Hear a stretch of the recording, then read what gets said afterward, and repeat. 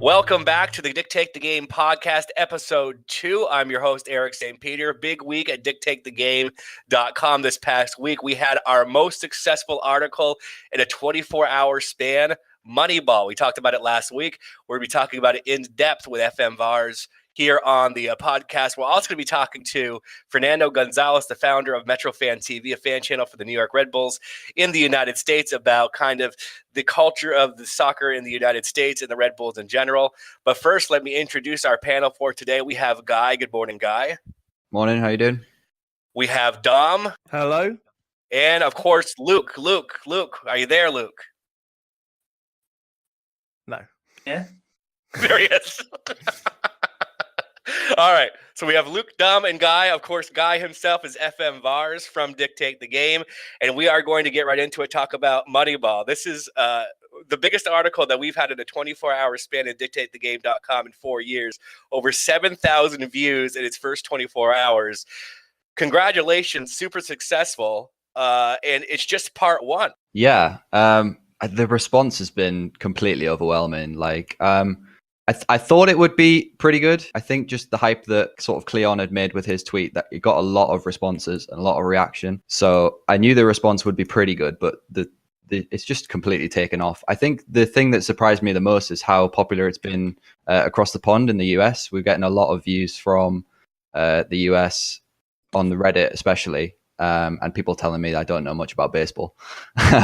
Which is true. So we're going to take a deep dive into the article itself. So you're going for your master's in data analytics coming up. So really, this is right up your alley in creating a Sabermetrics for the game of football and inside Football Manager. So explain to us a little bit about how you went about it and how we could use that in our Football Manager games. Yeah, so like I said, the idea came from Cleon's tweet, but more importantly, I'm really big on data analytics. That's what I'm doing my master's in. I've been looking for a job in it for the past 6 months maybe, and just really struggling.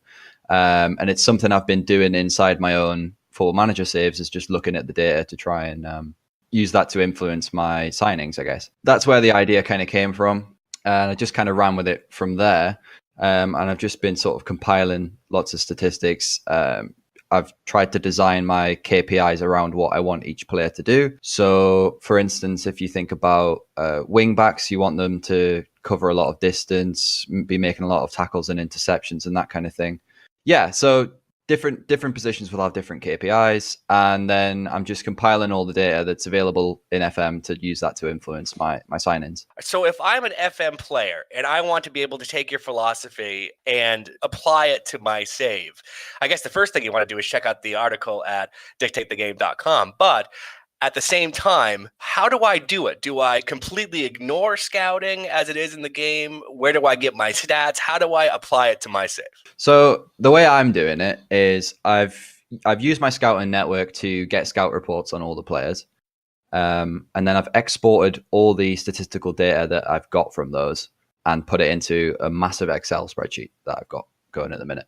A lot of people have been talking about attribute masking and whether I could use that within the save. But part of what I'm really interested in looking at is seeing if I can find a player who doesn't quite have the attributes for the role, but still does really well in that role when looking at the statistics. If you're going to try and use it in your save, yeah, I would say just get the scout reports from all the players, have a look at the statistics, maybe export them if you're really interested in that sort of thing, and just have a little look at the numbers and just see if they can influence your decision making rather than what most people do, which is just looking at the attributes. Also, when you're exporting data, don't do what Guy did and do it all manually. There is a way you can actually do it in game. Yeah, so we were talking about this earlier off the air, weren't we? But I got about halfway through manually exporting all of this data, and then I was like, there must be a quicker way of doing this. And yeah, if you hold Control P, I don't know if you've got like a shortlist or something, Control P, and you can export it as text file or as a web page. So it's much more convenient than just literally copying it from the screen, which I was doing for about half of my data. You finally figured that out after how long? I'd rather not say. That really, it's interesting to me to think about how realistic Football Manager is, but in a way, it's not realistic really to be able to look at your players' attributes in real life. I mean, that doesn't exist. So you're looking at statistics and how they play much in the same way that you're talking about in your Moneyball article. So really what you're doing is taking another level of realism to Football Manager, because I think this time of year we can all get kind of bored with doing the same thing over and over again. So this is really a different way to play. Yeah. So Cleon's had I think he's got a piece coming, or it is out now. Basically, he's been doing scouting with attribute masking, which is part of the reason why he was talking about Moneyball, because the only way he can do his scouting is to look at the statistics for players rather than attributes. So yeah, I think anything that keeps the game interesting or looking at different ways to play the game. I mean, we were talking about this in the first episode, looking at different ways to play the game. It keeps it fresh and keeps it interesting. And so I've taken my interest, which is the numbers and the statistics, and trying to sort of see if I can use those to look at scouting a different way. Talking to a Fernando, and if you haven't checked it out, also known as Guy, if you haven't checked it out on dictatethegame.com, check out the Moneyball article. It was by far our biggest 24-hour views, a lot of them coming from the United States, a lot of them coming from the UK too, but I think it just speaks to the interest in Moneyball, in Sabermetrics, and really finding different ways to be able to make your team the best it possibly can be. And this is a different way. So are the tools that you use going to be made available to people in the next article for them to be able to use it themselves and apply their actual saves with these techniques? Probably not the next article, but that's definitely something that I'm looking at doing is bringing out a spreadsheet that people can just plug in their data to and use that the same way that I would use it to influence the scouting sort of thing. So yeah, that's definitely something that I'm looking at doing, but probably not in the next article. I think the next article is probably going to be me looking at my January transfer window, seeing the players that have gone out and seeing the players that we brought in, and having a little look at my spreadsheet and how I've got it set up. How have you done so far regarding results in game? Because obviously you talked about how major signings and how you did that, but did it actually work? Yeah, so the signings I made in the first post, that I made those before I decided I was even doing the Moneyball thing. Yeah.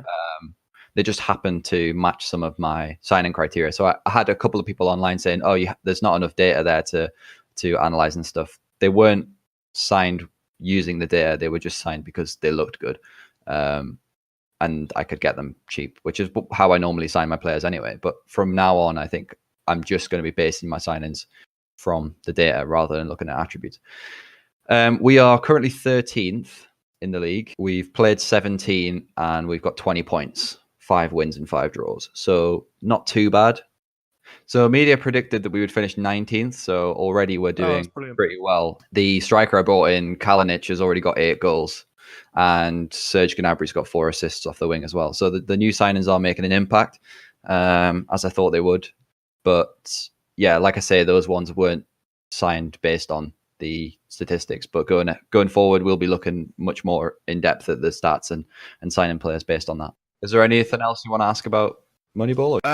Yeah, no. How did you deal with the fame you got from Twitter and the Reddit and things? Because it blew up. It did really, really well. Yeah, it really did. I think it got retweeted by Cleon as well, didn't it?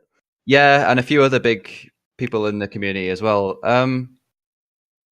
Yeah, just take it one day at a time, just taking all the plaudits I can. And yeah, it was pretty overwhelming, to be fair, the response that I got from it. I don't think I appreciated how much everyone in the FM community is a massive nerd and really loves this kind of thing. So yeah, I kind of forgot that it's not just a bunch of FIFA players, it's a bunch of people who love numbers and like simulations and stuff like that. So yeah, I think well suited to the community. Yeah, I think that a lot of FIFA players, when you tell people that you play Football Manager, they kind of look at you and they're like, "Oh, wait, you don't even play the game; you just watch them play." Yeah, and you just kind of laugh to yourself and go, "You have no idea." Yeah, you have absolutely no idea, and it's really immersive, this game, in comparison to FIFA. And I think that a lot of people don't quite understand how much more detail there is. Like when even just things like transfers. Like you tell a FIFA player, it's like, oh yeah, you can sign a player in installments with a buyback price and all this, and they're just like, oh my god, that sounds amazing, and you're like, yeah, it is. It is. That's why we play it. Yeah. I think the best thing about Football Manager is it's kind of, to some extent, it is out of your hands a bit as well. So it does make you feel like a real manager because you're watching these little dots run around on a screen and you're like, dude, play better. What you just can't, It's not like FIFA where you win every game. Yeah. So relatable that. And plus, I think that a lot of some of the people who play FIFA and other games and don't necessarily or haven't tried Football Manager think you can't really maybe see the game as good as you can in FIFA. But I'll tell you, Ryan just did a great article at dictatethegame.com about using camera angles, and there are camera angles that are very realistic. I mean, it feels like I'm watching a game. If you have a good enough video driver on your computer, it feels like you're watching something that's fairly similar to FIFA, but the game itself is so much more in depth.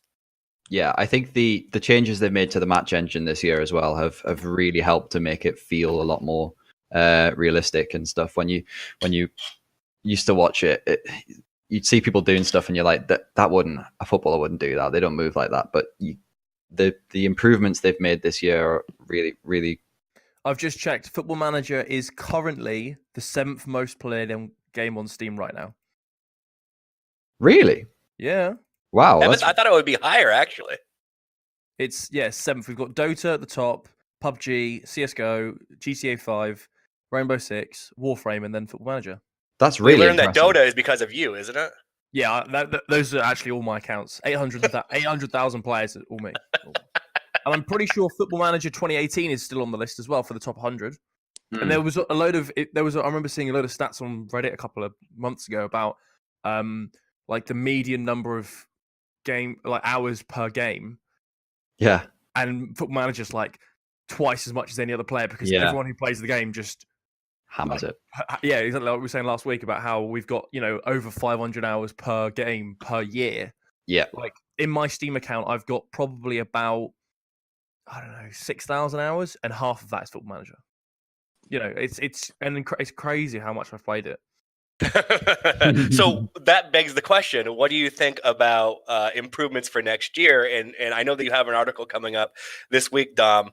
Is it on Wednesday? Yeah, I'm releasing an article on Wednesday about what we want to see from Football Manager 2020 because a lot has changed in football over the last couple of years with obviously VAR.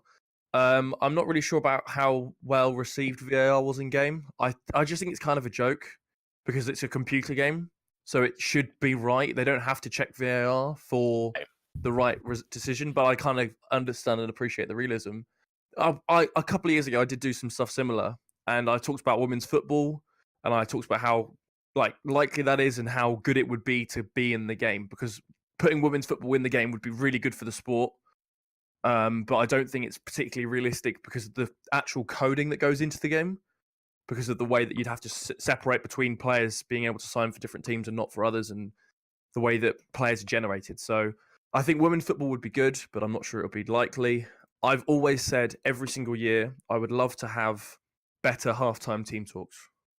Because you go into a dressing room, you've got 15 minutes and you say, all right, guys, keep it up, really good. And then you go back out. It's like players could easily contribute back and say, look, maybe we should do this. Maybe we should do that. They can actually have a discussion. You could probably turn it on and off depending on if people want to play like a streamlined version or a more in-depth. That would be really interesting. That would be really good if they could include even just something where you talk to your assistant manager. Like I know he gives some advice, but it could be, oh, look, you're struggling here. Why don't you change your formation? Or why don't you make a substitution? Or things like that. I think that would really help. Yeah, well, I mean, one of the things they brought in this year was the tactical briefings, right, before the game. Yeah. Like, you could have something along those lines at halftime as well, and say, like, look, this guy's been playing really badly today. We need to exploit that. Or our player's not had a great game. Maybe think about bringing him off. That kind of thing. Like, I think be really, that would add a lot. Yeah.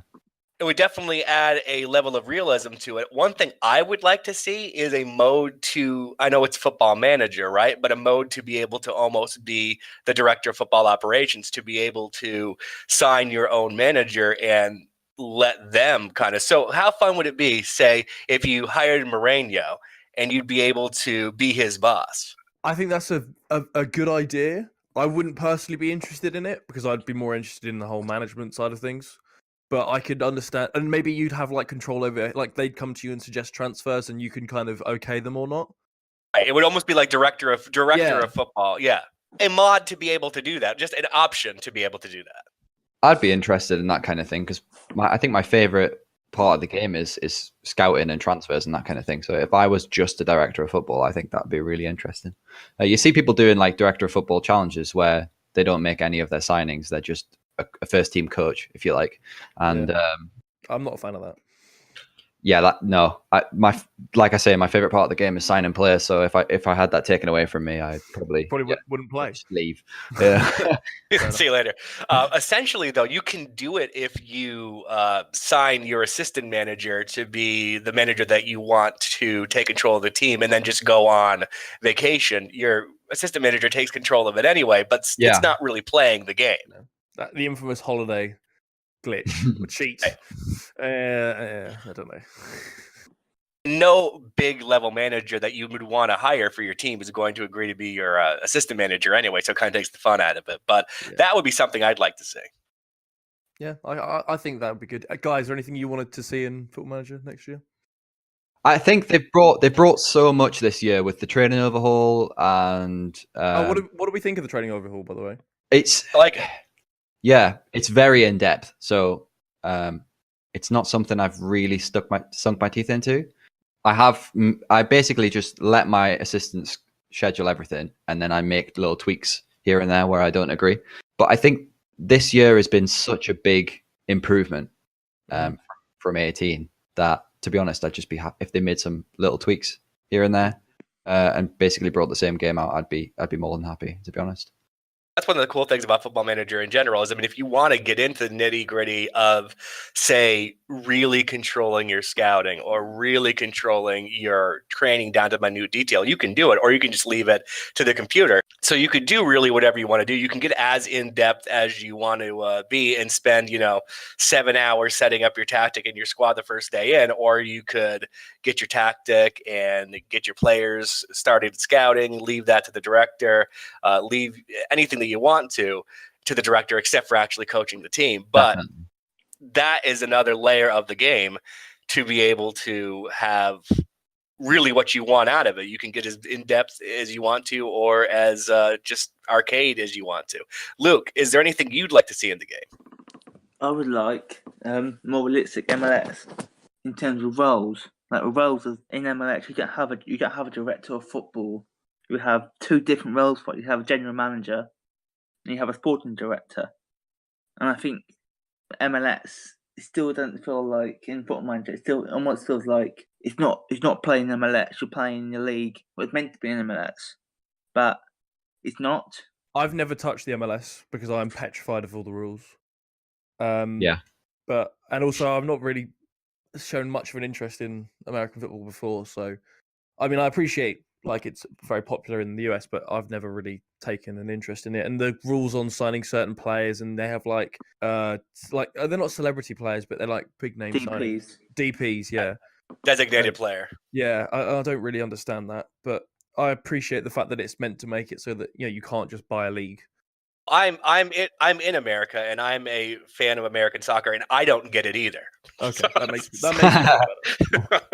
But we're going to be talking to Fernando Gonzalez coming up in just a few minutes from Metrofantv'S, a Red Bulls fan channel about American soccer, and maybe we could see his perspective on if he wants to change the rules or not. Because I mean, I don't know. For me, the more restrictive you get, the harder it is for you to be able to compete with bigger leagues. I think other problem with American soccer is because all the clubs are owned by one owner, franchises. Yeah, they're only interested in their competitions. Like you'll notice, like when New York play in the US Cup, one of the oldest competitions in the US, founded in 1905. You'll be lucky to see any promotion about it because the MLS cannot make any money on it. So why would the MLS be bothered by promoting an event it makes no money from? It's not. Yeah. That's the problem with the soccer there at the moment. Is they're not interested in any other competition apart from MLS. So that's the only one they can make money from. I think that's the wrong way to approach football. from a grassroots kind of love of the sport rather than the money kind of side of things. That's what MLS is all about, though. MLS is not grassroots. Never has been, and sadly, I don't think it ever will be. You look at MLS, it has an expansion fee at the moment of about 200 million, and that's set to go up. I think they want 28 teams. I think by the end of it, you'll be paying about £500 million to join the league. Well, and that's a lot of money. And also, I mean, if you look at it, so I can give you a great example of exactly what you're talking about, Luke. So New England Revolution, a team in the MLS, really was started by the same people who own the New England Patriots. And it was started by the New England Patriots owner because he has this big stadium in Foxborough, Massachusetts, where they play football and they make a lot of money during the fall and the wintertime, but they weren't making any money during the summertime because they didn't have anything going on there except for concerts. So they say, well, why don't I have an MLS team? I'll keep my concessions busy. I'll have things going on. Sure, I'm not going to make a lot of money off of it, but I'll make some money. At least something's better than nothing. And that's where you're coming from when you're coming from the idea of owning a team instead of I'll own it so I don't lose money over the summertime.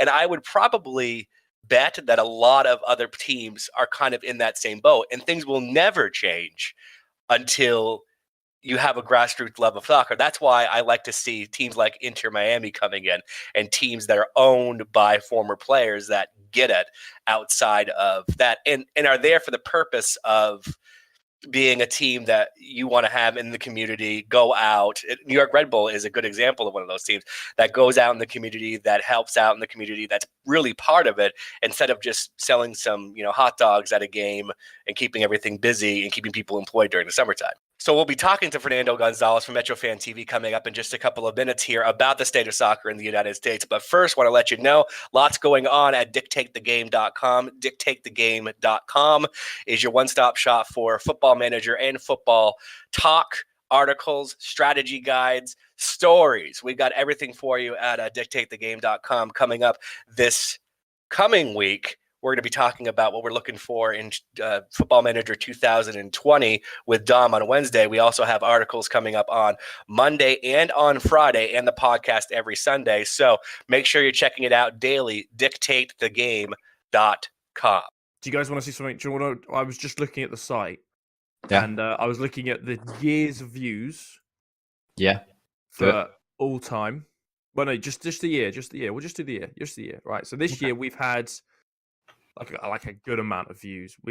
There are some countries where there's been one view. Oh, this is fun. This is one fun view.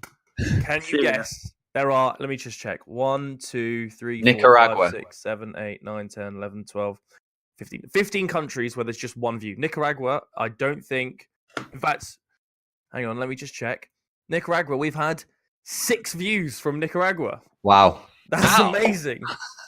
How about Nigeria? Can anyone guess? Wait, what was it? Sorry? Nigeria? Oh, we've had like 1,000 views from Nigeria. I was going to say Nigeria. Very popular Nigeria. 1,589 views from Nigeria this year. Luke? All right. Can you guess? Syria. Oh, that's a good shout. 3 views. Oh, that's pretty good. This is like pointless, but better. Great. All right. How about Liberia?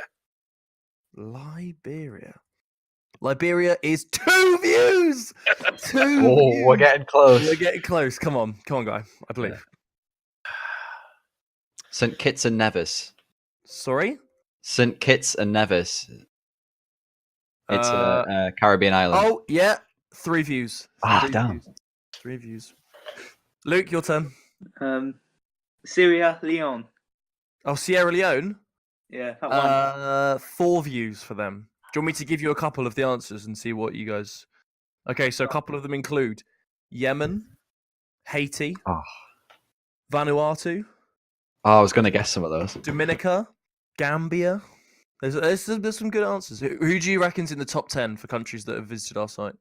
Oh, England. Yeah, England and the US are the top 2 by a way. Is England its own country or is it the UK? Well, United Kingdom is right. Okay. UK. Germany. Germany's 3rd. Yeah. Australia. I was going to say Australia because of Mason Greenwood. Australians fourth. I don't know if Norway. you'll get the Norway is in the top 10. I think 1, 2, 3, 4, 5, 6, 7, 8, 9th. Norway's 9th. Canada? Canada's 10th. Okay. We've also got in the top 10. We've got Indonesia coming in there at 7th. Wow. Yeah, we've got Netherlands and Portugal in at 5th and 6th, and Sweden as well. But we've got some good amount of views from a lot of countries. Like Malaysia's got like 4,000 views. So weird. It's incredible how broad the site is. Like I'm just looking at there's a map on the website that tells you all the countries that have viewed your sites, and there's only about I'm gonna say 10 or so countries that haven't had any views. Like there's a really wide breadth. Obviously, there's only less than 10 views per country in about half of them, but it's still interesting that those people are still finding the site. Yeah. It's weird too because I can safely tell you I have never in a million years stumbled across a Malaysian website and just said, "Oh, what's this?" Yeah. Let alone 4,300 times. I think that's incredible. There's a real scope. I didn't realize the Isle of Man is also counted as its own place. 59 really? people from the Isle of Man. Really, it's its own place. In fact, even Jersey, yeah. 124 people from Jersey. Jersey's like a kind of coastal island, but it's kind of part of the UK, but it's kind of not, and it's kind of France at the same time, isn't Yeah. it? It's like Matt Letizia and Graham Lasso from. Are Yeah. they from Jersey or Guernsey? Oh, One of those. I was just about to say what's the difference, and then I realized I was about to offend a lot of people. American Samoa, 244. Now, see, now I'm on here. American Samoa. So we're big in Samoan country. They're from Guernsey. They're from Lasso and Letizia, yeah. So they could have played for France Yeah. as well as England if they'd wanted to. I just thought that was a little fun little segment there about can you guess a country that's had one view on the site? Yeah. Joining us now, we'd like to welcome Fernando Gonzalez. He's the owner of Metrofantv'S, which is a fan channel for the New York Red Bulls in the United States.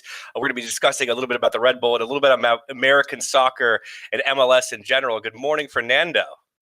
Good morning, guys. How you doing? I guess it could be good morning, good evening, good night, wherever anybody listening to this could possibly be, depending on when you're listening to it. But thank you for having us on. You're actually our first guest on our podcast. This is our second shot going around at a podcast, and you're our first guest, Fernando.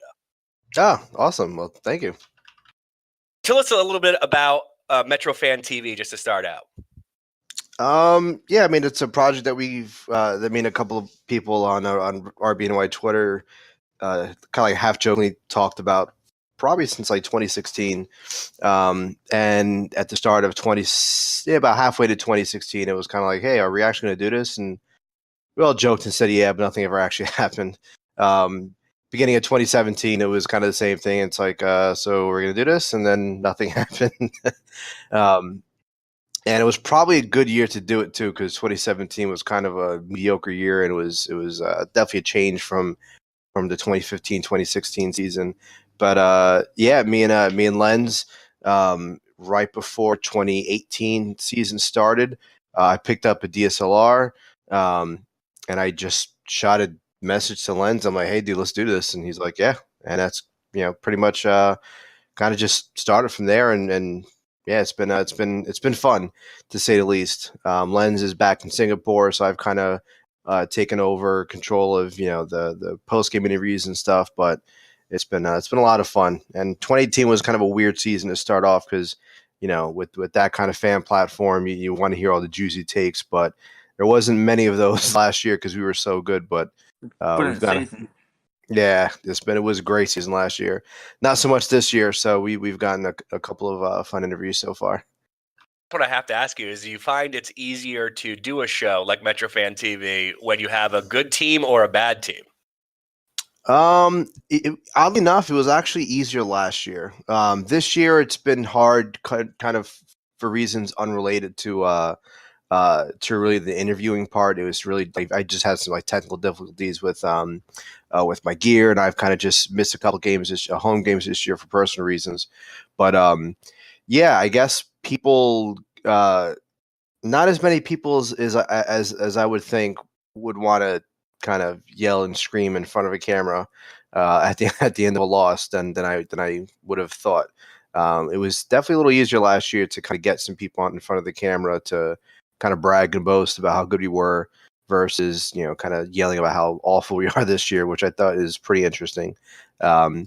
I don't know. Maybe if the poor results continue, then maybe people just feel more likely to jump a camera. But I don't know. It's just kind of weird. It was easier to get people last year versus this year, I think. So talk a little bit about the Red Bulls in general and kind of how those academies and things like that. Because we're talking about this the other day off the air. Is where is American soccer going to be, or soccer in America as we call it, American football going to be in 10 years unless we start really having an academy system like they do in the UK? It seems like all of our athletes, all of the people that turn out to be great athletes in football or baseball ended up playing soccer as children, but moved on because the money was better or for whatever reason. How do we get that culture of football that it is in the UK into the United States and start keeping some of these athletes?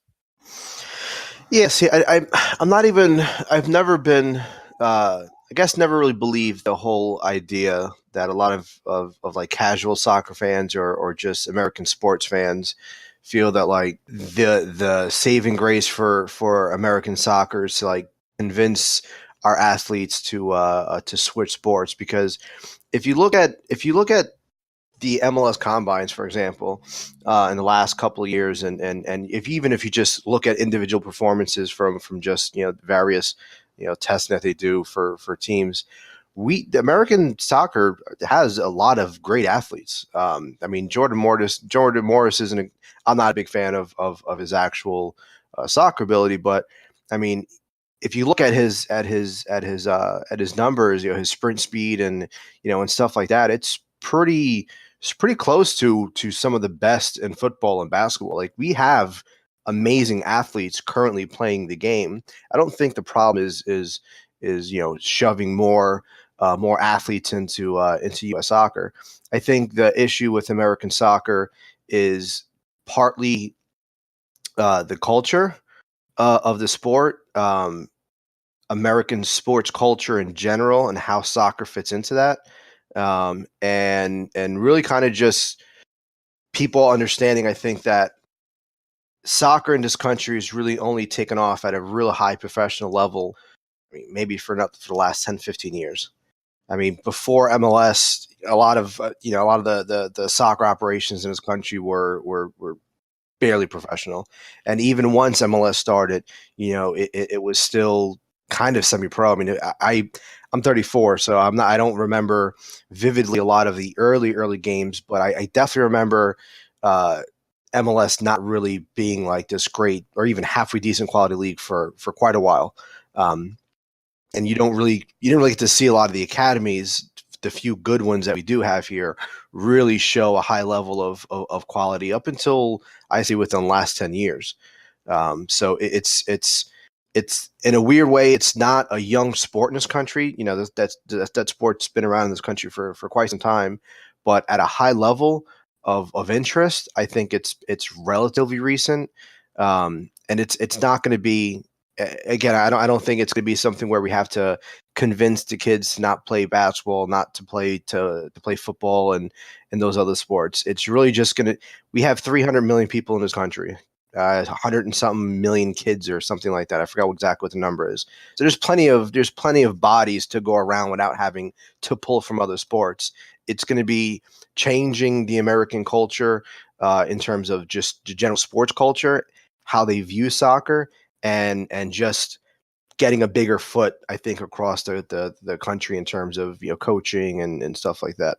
Talking to Fernando Gonzalez, the owner of Metrofantv'S, which you can catch out at Metrofantv'S on Twitter. So you're talking about a long-term kind of goal to be able to increase soccer in the United States. So what's the short-term goal? Is it injection of more foreign talents to be able to get the league to where the other leagues are? Is it getting rid of the salary cap? I mean, you look at a guy like Bradley Wright Phillips, who's come over here, an English guy who's come in, really done incredibly well in the United States for the Red Bull.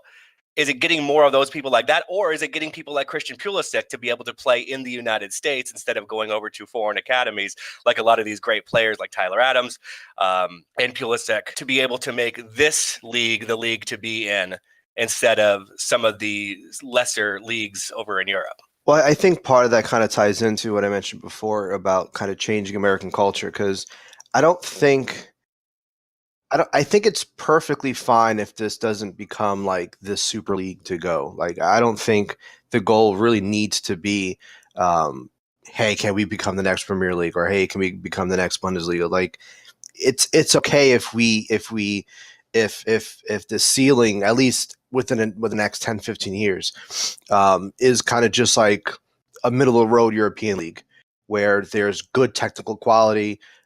You may not have these big, huge stars, but I mean, really outside of 3 or 4 leagues at the most around the world, the biggest names are always, or the biggest potential players are always going to want to reach and aim for the highest.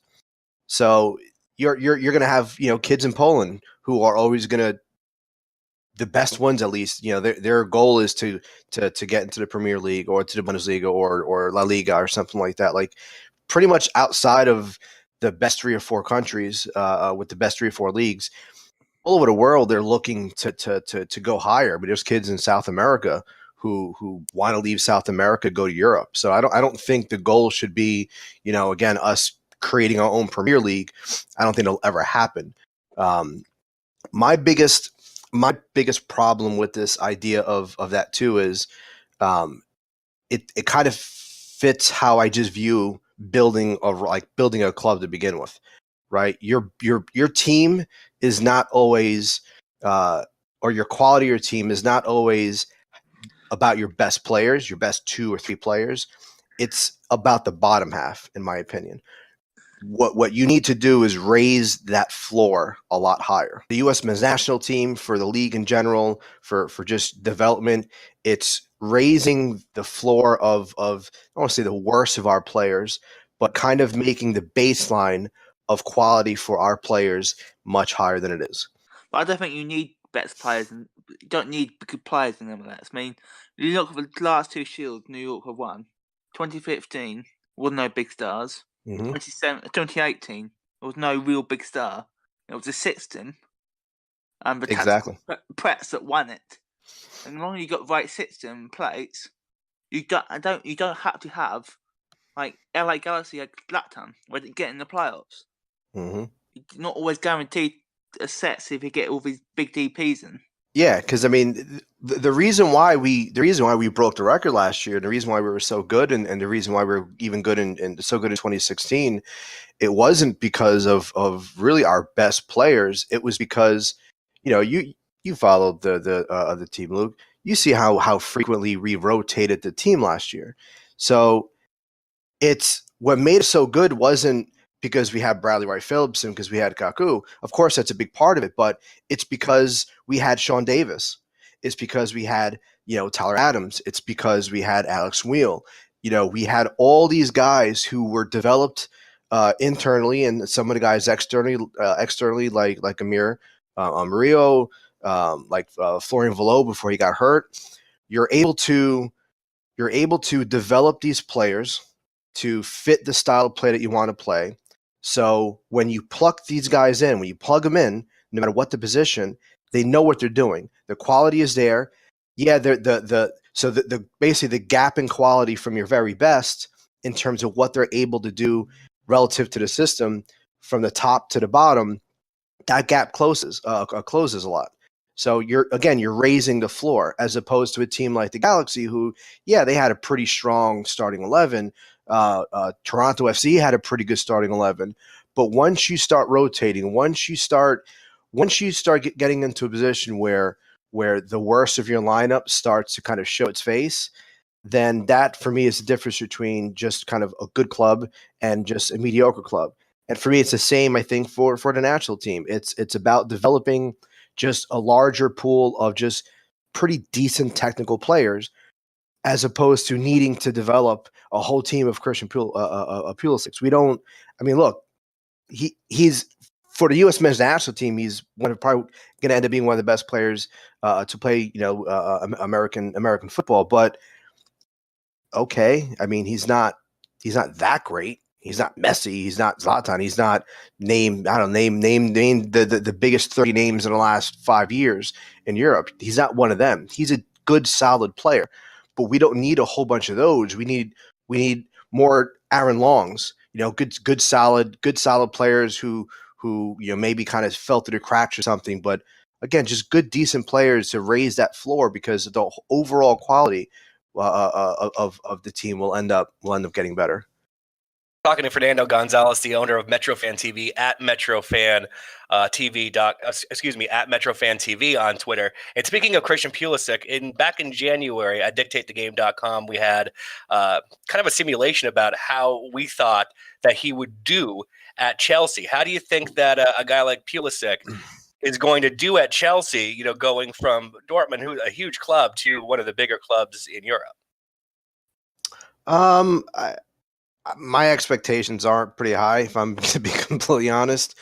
I don't know if I've seen enough from him to really to give me that level of confidence that he's going to kind of just like slide in there and be the starter and kind of just be this big American attacking player in the Premier League.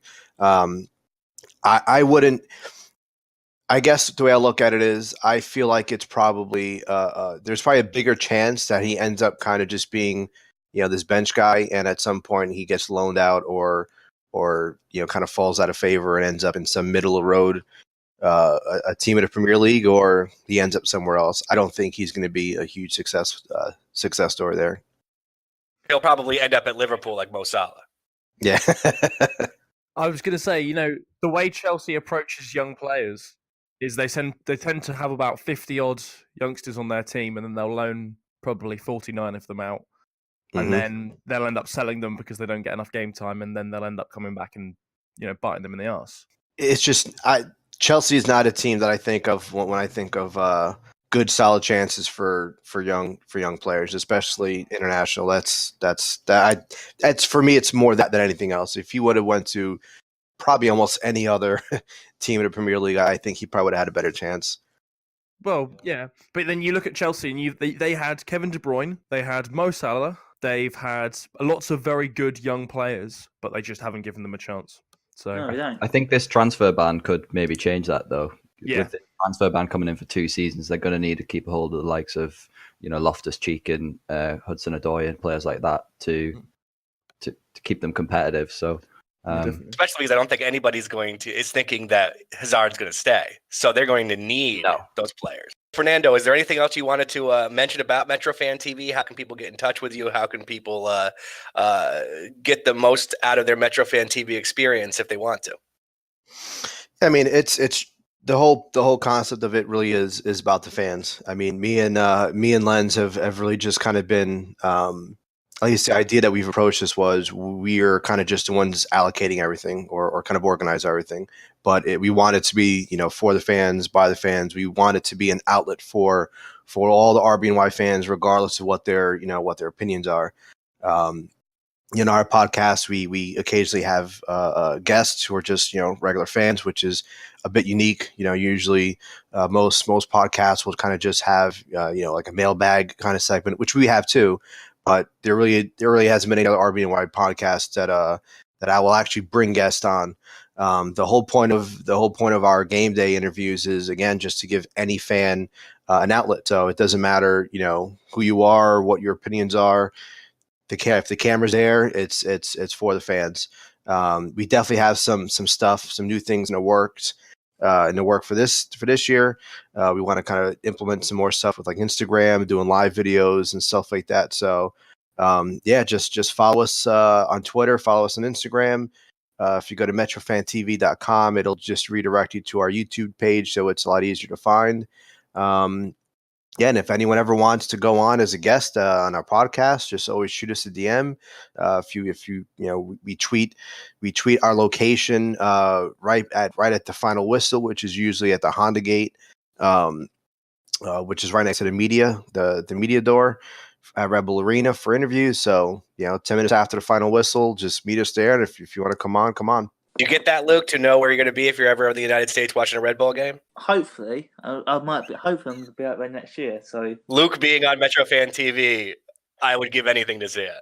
Technically, I've already been on it. So Yeah. Oh, technically, I was on the podcast. Yep, I think you were one of our first guests. You were, I think, our second or third. Yeah, Right, then we thought we were going to win the cap. yeah. But I want to see you on video holding a 442 cake from Hume's Bakery on Metrofan TV. I don't know how the cake would actually cope with a plane journey to New York. Have you ever seen the fan TV things in England, like things like Arsenal fan TV? And Oh yeah, the Red Devils. And what do you think about that? Arsenal Fan TV is kind of how a lot of it started. Like at least the idea of it. A lot of us are oddly Arsenal fans. Oh really? Okay. Yeah, and I mean, and we a lot of us kind of half joked at the end of like a bad result or something, especially in 2016.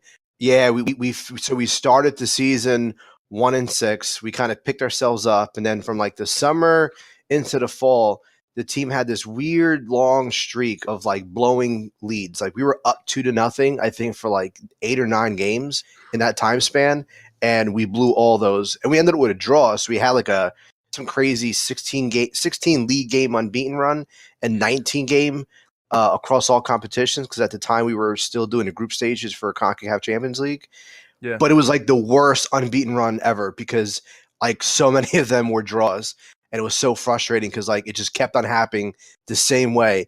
80th minute, something happens and they just blew. So from that, we kind of just joked like, man, it'll be fun if we had like our own Arsenal Fan TV. And we just kept on saying that. We just kept on saying it. We kept on saying it. And then especially in 2017, we had such a mediocre year. And yeah, Arsenal Fan TV is kind of like the roots of the whole idea. Even though our format is a little bit different, I think, than how Arsenal Fan TV is. But that was definitely the kind of the root of it. Could I just ask as well? You talked about like changing the culture of the sport in the US. Like, I think something that we don't think about here in England, like everyone wants to grow up to be a footballer. Like that's the main sport here. In the US, you've got like baseball, American football, basketball, different stuff like that. So yeah, I guess could you just go into more detail? Like how is soccer seen in the US? Like Americans, and it's kind of just American culture too, which I'm not going to get into. It's like this weird American sports culture that, look, NFL, it's really the only real American football league in the world. So the best players are here. NHL, there's other countries that play hockey professionally, but NHL is the destination. NBA, there's other countries in the world that have their own professional basketball leagues. NBA is by far at the very top. Baseball, same thing. So that's not the case with soccer. So Americans are used to their sports culture is kind of embedded in it being their sport. Baseball, Americans view baseball as their sport. They view American football, understandably, as their sport. They look at basketball as their sport. Soccer is like this thing. I'll tread lightly here, but it's not a coincidence that a large portion of Americans view soccer kind of the way they just view people from international people, just generally speaking, that kind of that barrier that they have with regards to both of those. I mean, it's not a coincidence. So it makes it difficult because even for MLS, they're just used to even if you are a soccer fan, right, you're still a fan of the best. You're more than likely going to be a fan of some Premier League team or some team in Germany or Spain, because your mentality is geared to only caring about the best. Now, the reality is that's nonsense, because look at how popular college football is, and it's basically it's literally a bunch of amateurs who don't even get paid.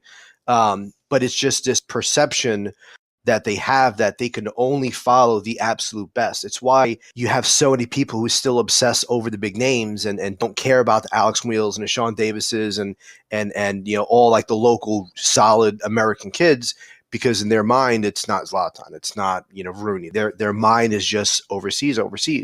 Then you have the snobs who are kind of snobby about MLS, who think it's just this tin pot. It's the same thing. They still only care about the best, but not understanding that if you invest your time and money and energy into your local club, then maybe you can help facilitate the growth so we could one day be one of the best. We may never be the Premier League, but if you invest that time and money and you tune in on TV and get those ratings up, maybe we could be as good as one of those, again, middle tier or European leagues where now the team can invest. Speaking of money, I mean, so what do you think the next step is in American soccer to be able to? What is it to retain those people? Is it to get rid of the salary cap? Is it to have a relegation system? What do you think in your mind is the way to be able to keep these athletes playing soccer? I don't think getting rid of the salary cap would do any favors, just because I don't think MLS is as strong and as popular, I think, as maybe some of the biggest proponents of MLS think it is. But you definitely have to tweak the salary system. It's interesting because MLS is probably not as complicating in terms of like roster and salary rules as the other American leagues, just American sports leagues, but it's infinitely more complicating than basically any other soccer league in the world. The other soccer league, you want a player, you sign them. It's that extra layer of complication in what's a global sport that I think kind of hurts it a little bit. So, the MLS salary cap is small. It's only $4.2 million, but you have teams like Toronto with, a $26 million roster. And it's because the way the money is actually funneled is so stupid. So I don't think the trick here is to get rid of the salary cap. I think it's going to be to drastically loosen the hold that the league has in the contracts and how that those salaries are dispersed. You can have a $15 million hard cap, which is a little bit over the majority of league spending on an individual level. But if you just let teams spend that $15 million how they want, well, maybe you can keep a guy like Tyler Adams for a little bit longer. Maybe you can convince him to stay and give him like $750, even $1 million contract, and maybe hold on to him for just one more year. Maybe you can pay some of the homegrowns a little bit more, because homegrowns are actually capped in how much they're able to make to still be considered a homegrown. So take the Red Bulls, for example. Think about how many players we've lost in our academy overseas. Part of that is because they can go to Germany for some, whatever team and kind of go for it there, but still make better money than they would on a homegrown contract on an American first year, top tier team. So now if you have, again, just a clean slate of $15 million, well, now maybe you can convince your absolute very best academy kids to stay. You know what? You go ahead. You can feel free to test the waters in Germany or something, but if you stay here, we can give you, 120, 130, 150 grand. Now, just by that, you're able to convince them, because Rebels have a proven pipeline at this point to launch, to give these young academy kids a platform to go overseas with Miazga and Tyler Adams, and also the academy kids that we've developed that have made something of themselves overseas. Well, again, there's a pipeline. There's a proven pipeline. We can, if you can convince these kids now to stay by just giving them more money, then that helps. But that can only happen if the league drastically loosens their grips on these stupid salary rules and whatnot. From an English perspective, that seems really silly that you wouldn't tie your young prospects down to the best contracts you could give them, because then when you come to sell them in a few years' time, they're worth so much more money. That's like sending your best youth player to Dortmund for a couple of seasons, only to sign him back to the UK for over £100 million. Oh, wait. Sorry. I forgot we did that. Sorry. Fernando, thank you very much for joining us. We appreciate it. Metrofantv'S.com, at MetrofanTV on Twitter. And we'll talk to you again sometime. This was fun. Thank you so much, man. Thank you for having me on. Anything else to add, Luke? Nope. All right.